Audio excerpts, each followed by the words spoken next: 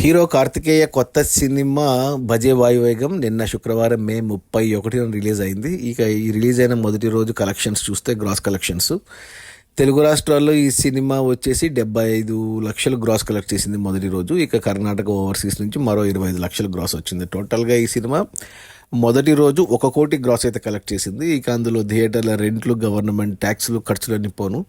Distributor share వచ్చేసి 35 లక్షలు మనకు తెలుగు రాష్ట్రాల్లో వస్తే ఒక 15 లక్షలు కర్ణాటక ఓవర్సీస్ నుంచి వచ్చాయి. అంటే 50 లక్షల షేర్ అయితే వచ్చింది మొదటి రోజు.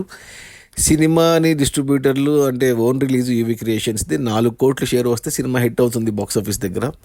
4 కోట్ల షేర్కి గాను 50 లక్షలు మొదటి రోజు వచ్చాయి. ఇంకా మరో 3.5 కోట్ల షేర్ వస్తే సినిమా హిట్ అవుతుంది బాక్స్ ఆఫీస్ దగ్గర. 3.5 కోట్లు అంటే ఆల్మోస్ట్ ఇంకా 7 కోట్లు గ్రాస్ రావాలి. ఇక ఈరోజు శనివారం, ఆదివారం సినిమాకు మొదటి రోజు వచ్చిన రెస్పాన్స్, కలెక్షన్స్, రివ్యూస్ని బట్టి చూస్తే కొద్దిగా కష్టమే. నాకు తెలిసి మరో 50 లక్షలు షేర్ అవ్వచ్చు. అంటే ఒక 3 కోట్లు అయితే నష్టపోవచ్చు అనుకుంటున్నా. సో సినిమా కమర్షియల్గా ఫ్లాప్ అవ్వచ్చు.